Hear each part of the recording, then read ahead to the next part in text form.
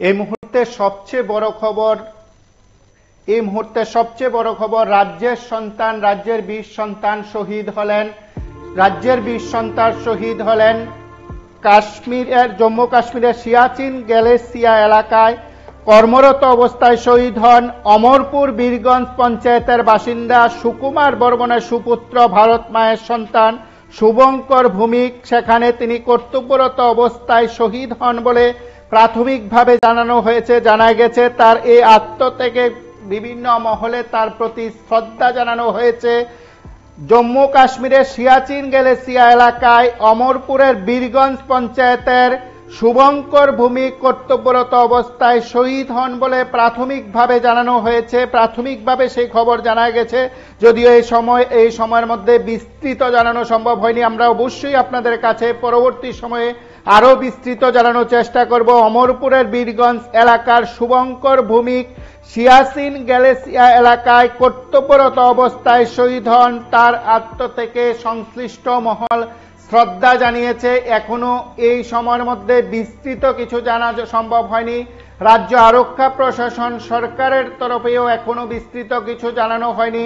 অমরপুর বীরগঞ্জ পঞ্চায়েতের সুকুমার ভৌমিকের ছেলে শুভঙ্কর ভৌমিক সেখানে সিয়াচিন গ্যালেসিয়া এলাকায় কর্তব্যরত অবস্থায় শহীদ হন বলে প্রাথমিকভাবে জানা গেছে।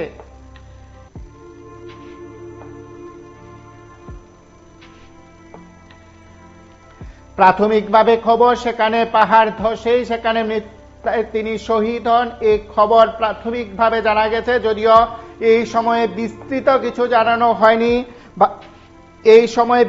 কিছু জানানো হয়নি, তবে যতটুকু খবর তার শহীদের মরদেহ আগামীকাল রাজ্যে আসতে পারে বলে খবর। পরিবারের তরফে বা সংশ্লিষ্টদের তরফে এখনো কোনো বক্তব্য জানা যায়নি, কিংবা রাজ্য প্রশাসনের তরফে আরক্ষা প্রশাসনের তরফে কিছু জানা যায়নি।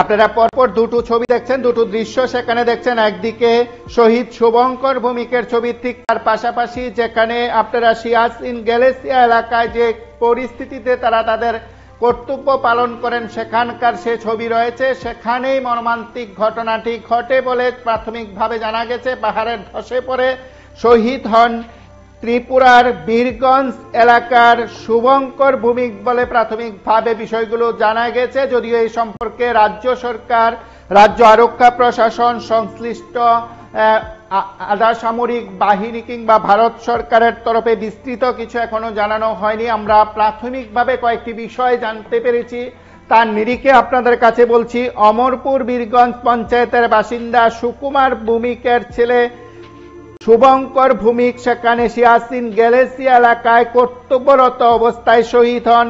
তার আত্মত্যাগে সংশ্লিষ্ট মহল গভীরভাবে মর্মাহত, তার প্রতি শ্রদ্ধা জানিয়েছেন সংশ্লিষ্ট মহল। প্রাথমিকভাবে জানা গেছে পাহাড় ধসে পড়ে এই মর্মান্তিক ঘটনা ঘটে। ত্রিপুরার অমরপুর বীরগঞ্জ পঞ্চায়েতের বাসিন্দা সুকুমার ভৌমিকের সুপুত্র ভারত মায়ের সন্তান শুভঙ্কর ভৌমিকের শহীদ হওয়ার ঘটনা প্রাথমিকভাবে আমরা আপনাদের কাছে যে তথ্যগুলো জানতে পেরেছি তার নিরিখে আমরা তুলে ধরেছি। অবশ্যই আরো বিস্তৃত থাকবে, অবশ্যই আরো বিস্তৃত সংবাদ থাকবে, তখন অবশ্যই আমরা বিষয়গুলো তুলে ধরবো। অমরপুর বীরগঞ্জ এলাকার শুভঙ্কর ভৌমিক সিয়াচিন গ্যালেসিয়া এলাকায় কর্তব্যরত অবস্থায় সেখানে শহীদ হন বলে প্রাথমিকভাবে জানা গেছে। পাহাড় ধসে সেখানে মর্মান্তিক ঘটনা ঘটে বলে প্রাথমিকভাবে খবর। শহীদ শুভঙ্করের বাড়ি অমরপুর বীরগঞ্জ এলাকায় বাবা সুকুমার ভৌমিক বলে জানা গেছে, এবং তার পাশাপাশি এখনো বিস্তৃত কিছু প্রশাসনিক স্তর থেকে জানানো হয়নি। অমরপুর বীরগঞ্জ এলাকার সুকুমার ভৌমিকের ছেলে শুভঙ্কর ভৌমিক কর্তব্যরত অবস্থায় সিয়াচিন গ্যালেসিয়া এলাকায় শহীদ হন বলে প্রাথমিকভাবে জানা যায়। শুভঙ্কর ভৌমিক সেখানে কর্তব্যরত অবস্থায় পাহাড় ধসে পড়ায় মর্মান্তিক ঘটনার শিকার হয়েছেন বলে জানা গেছে। যদিও বিস্তৃত এখনো জানা যায়নি, খুব সম্ভবত তার মরদেহ বাড়ি পৌঁছানোর যে উদ্যোগ সেটা শুরু হয়েছে বলে প্রাথমিকভাবে খবর। আগামীকাল মরদেহ আসতে পারে বলে খবর। এই মুহূর্তে সবচেয়ে বড় খবর, অমরপুর বীরগঞ্জ পঞ্চায়েত এলাকার শুভঙ্কর ভৌমিক সিয়াচিন গ্যালেসিয়া এলাকায় কর্তব্যরত অবস্থায় শহীদ হন।